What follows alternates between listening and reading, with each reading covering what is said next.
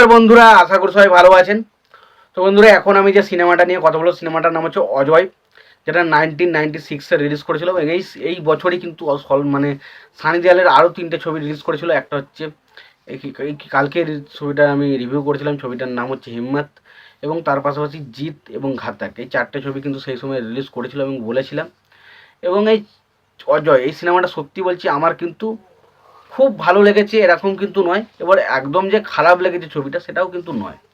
ছবিটা একটা revenge drama ছবি, কিছুটা কিছুটা রিভেঞ্জ ড্রামা ছবি বলা যায়। তবে ছবিটা একটা প্রেমের সিনেমাও বলা যায়। তো সিনেমাটার গল্পের বিষয়ে যাব, তো তার আগে একটাই কথা বলবো আপনাদেরকে, যদি চ্যানেলটা আপনারা নতুন হয়ে থাকেন অবশ্যই আপনারা চ্যানেলটা সাবস্ক্রাইব করে নেবেন। আর যদি আপনাদের ভিডিওটি ভালো লেগে থাকে অবশ্যই লাইক কমেন্ট শেয়ার করতে ভুলবেন না। তো দেখুন, এই যে অজয় সিনেমাটা নিয়ে কথা হলো, সেটা 1996-এ রিলিজ করেছে। ছবির পরিচালক হিসেবে কাজ করেছিলেন সুনীল দর্শন। ছবিটা লিখেছিলেন হচ্ছে সুনীল দর্শন। ছবিটার সংলাপের কাজ করেছেন কমলেশ পান্ডে। ছবিটার গল্প লিখেছিলেন রাজীব কোয়াল।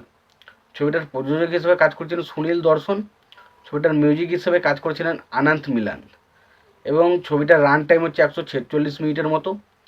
এবং ছবিটার বাজেট হচ্ছে 6,40,00,000 টাকা। এবং ছবিটা বক্স অফিস থেকে আয় করেছিল 19,51,00,000 টাকা মতো। তো ছবিটা বক্স অফিস থেকে একটা এভারেজ কালেকশন করেছিল বলে সেই সময় একটা ট্যাগ পেয়েছিল। এবং ছবিটা যদি অভিনয়ের কথা হয়, ছবিতে অভিনয় করেছিলেন সানি দেওয়াল, করিশ্মা কাপুর, রিনা রয়, সুরেশ ওবেরয়, কিরণ কুমার সহ আরও অনেকে। তো এখানে আমরা যেটা দেখতে পাই যে আর কি, করিশ্মা কাপুর সে এক সে একটা জমিদারের, মানে দুই জমিদার রয়েছে, তাদের ভাগ্নি, যে ক্যারেক্টার দুটো প্লে করেছে সুরেশ ওবেরয় এবং কিরণ কুমার। এবং তারা খুব জমিদার যেহেতু, তাদের মধ্যে একটা অহংকার বোধ অবশ্যই রয়েছে। এবং আমরা দেখতে পাই যে সুরেশ ওবেরয় তার ভাগ্নিকে খুবই ভালোবাসে। বাট তার ভাগ্নি প্রথম দিকে অজয় দেবগানের ক্যারেক্টার, অজয় দেবগন আর কি সানি দেওয়ালের ক্যারেক্টারটার সাথে একটা দ্বিমত থাকলেও পরবর্তীতে সানি দেওয়ালের ক্যারেক্টারটাকে সে ভালোবেসে ফেলে। বাট যখন তার পরিবারে তার মামারা জানতে পারে যে তারা যাকে বিবাহ দিতে চাইছে তার সাথে তার ভাগ্নি বিবাহ করতে চায় না, একটা অন্য ছেলেকে ভালোবাসে, তখন তাদের মধ্যে একটা মানে তর্ক বিতর্ক বাঁধতে থাকে। এবং সেই কারণে সানি দেওয়ালের মানে পরিবারকে কি কি হেনস্থার মুখে পড়তে হচ্ছে, সানি দেওয়ালকে কী কারণে জেলে পাঠানো হচ্ছে, তার বোনের পরিবারের সংসার কীভাবে ভেঙে যাচ্ছে, সেই সমস্ত নিয়ে হচ্ছে সিনেমা, যেটার নাম হচ্ছে অজয়। তো দেখুন, সিনেমার মধ্যে ইমোশনাল কিছু পয়েন্ট রয়েছে, সেগুলো দুর্দান্তভাবে ওয়ার্ক করেছে। সেগুলোতে সানি দেওয়ালের পারফরমেন্স ব্যাপক ছিল। এবং সানি দেওয়াল এবং কারিশ্মা কাপুরের যে কেমিস্ট্রিটা আমার যে ব্যাপক লেগেছে সেটা আমি বলবো না, তবে কিছু কিছু জায়গায় অবশ্যই ওয়ার্ক করেছে সিনেমাটার মধ্যে। এবং সুরেশ ওবেরয় তার মামার ক্যারেক্টার হিসেবে বেশ ভালো কাজ করেছে। সুরেশ ওবেরয় এবং কিরণ কুমার খুবই ভালো কাজ করেছে।